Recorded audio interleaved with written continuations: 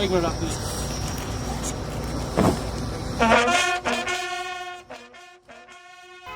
आज जहां देश में विधानसभा चुनावों के दूसरे चरण का मतदान हो रहा है, वहीं पर कश्मीर के पुलवामा जिले के लिथपोरा इलाके में सीआरपीएफ ने 39 सीआरपीएफ शहीद जवानों को श्रद्धांजलि दी, जो 2019 में अब तक कश्मीर में हुए सबसे बड़े आतंकी हमले में मारे गए थे।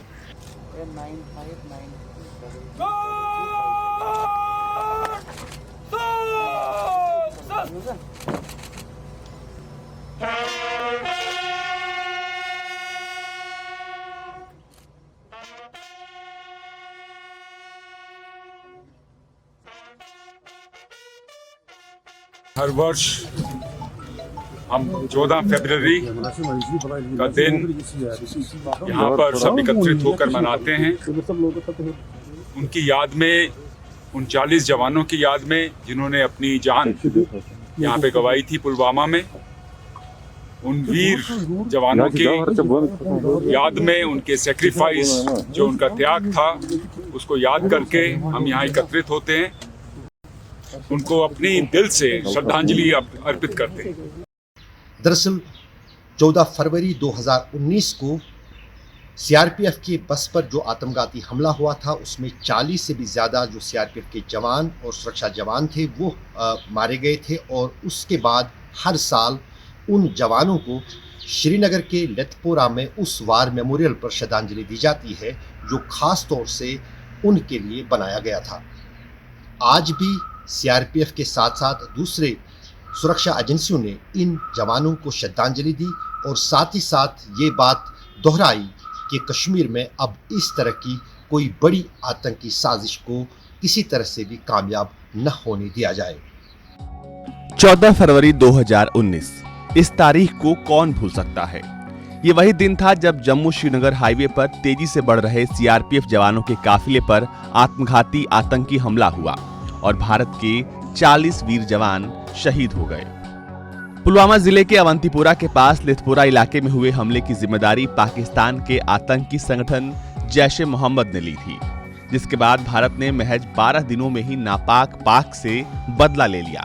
भारत ने 26 फरवरी को बालाकोट एयर स्ट्राइक करके जैश-ए-मोहम्मद के आतंकियों को ढेर कर दिया था।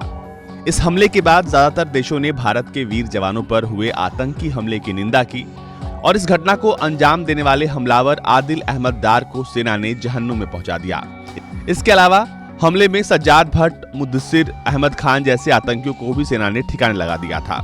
इस पूरे मामले में 13,000 से अधिक पन्नों की चार्जशीट दाखिल की गई और 14 फरवरी 2019 को ही एक बड़ा ही रोचक किस्सा जो है वो सीआरपीएफ के ड्राइवर जैमल सिंह के साथ होता है।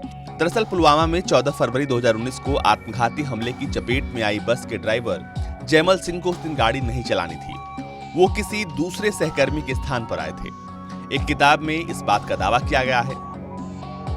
भारतीय पुलिस सेवा के अधिकारी दानेश राणा मौजूदा वक्त में जम्मू कश्मीर में अतिरिक्त पुलिस महानिदेशक हैं। उन्होंने पुलवामा हमले से जुड़ी घटनाओं पर as far as the saffron field नाम की किताब लिखी है, जिसमें हमले के पीछे की साजिश का जिक्र किया गया है। हमले में केंद्रीय रिजर्व पुलिस के 40 जवान शहीद हो गए थे। साजिशकर्ताओं के साथ व्यक्तिगत इंटरव्यू, पुलिस के आरोप पत्र और दूसरे सबूतों के आधार पर राणा ने कश्मीर में आतंकवाद के आधुनिक चेहरे को रेखांकित किया है और 14 फरवरी 2019 की घटनाओं के क्रम को याद करते हुए लिखा है कि कैसे काफिले में यात्रा कर रहे सीआरपीएफ के जवान रिपोर्टिंग समय से पहले, भोर होने से पहले ही आने लगे। नियम के अनुसार दूसरे चालकों के साथ पहुंचने वाले अंतिम लोगों में हेड कांस्टेबल जैमल सिंह शामिल थे। ड्राइवर हमेशा सबसे अंतिम में रिपोर्ट करते हैं। उन्हें नींद लेने के लिए अतिरिक्त आधे घंटे की अनुमति है, क्योंकि उन्हें कठिन यात्रा करनी पड़ती है। राणा ने लिखा है, जैमल सिंह को उस दिन गाड़ी नहीं चलानी थी, वो दूसरे सहयोगी के स्थान पर आए थे। हार्पर कॉलिंस इंडिया की ओर से प्रकाशित किताब में कहा गया है कि हिमाचल प्रदेश के चंबा के रहने वाले हेड कांस्टेबल कृपाल सिंह ने छुट्टी के लिए आवेदन किया था, क्योंकि उनकी बेटी की जल्द ही शादी होने वाली थी। कृपाल को HR 49F0637 वाली बस सौंपी गई थी और पर्यवेक्षण अधिकारी ने जम्मू लौटने के बाद उन्हें छुट्टी पर जाने के लिए कहा था। इसके बाद जैमल सिंह को बस ले जाने की जिम्मेदारी मिली। राणा लिखते हैं कि वो एक अनुभवी ड्राइवर था और वो कई बार राजमार्ग 44 पर वाहन चला चुका था। वो इसके ढाल, मोड़ और कटावों से परिचित था। 13 फरवरी की देर रात उसने अपनी पत्नी को पंजाब में फोन किया और उसे अंतिम समय में अपनी ड्यूटी बदलने के बारे में बताया। ये उनकी अंतिम बातचीत थी। जवानों में महाराष्ट्र के अहमदनगर के कांस्टेबल ठाका बेलकर भी शामिल थे। उसके परिवार ने अभी-अभी उसकी शादी तय की थी और सारी तैयारियां चल रही थी। बेलकर ने छुट्टी के लिए आवेदन किया था, लेकिन अपनी शादी से ठीक 10 दिन पहले उसने अपना नाम कश्मीर जाने वाली बसों की यात्रियों की सूची में पाया।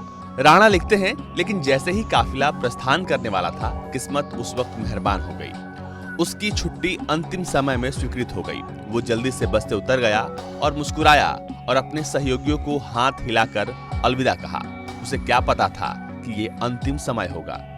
जयमल सिंह की नीले रंग की बस के अलावा असामान्य रूप से लंबे काफिले में 78 गाड़ियां थीं, जिनमें 15 ट्रक, भारत तिब्बत सीमा पुलिस से संबंधित 2 जैतून हरे रंग की बसें, एक अतिरिक्त बस, एक रिकवरी वैन और एक एम्बुलेंस शामिल थे। आपको बता दें कि इस किताब के प्रकाशित होने के बाद ये किस्सा बहुत मशहूर हो रहा है और आज पुलवामा के बरसी पर भारत तक की तरफ से उन वीर जवानों को श्रद्धांजलि।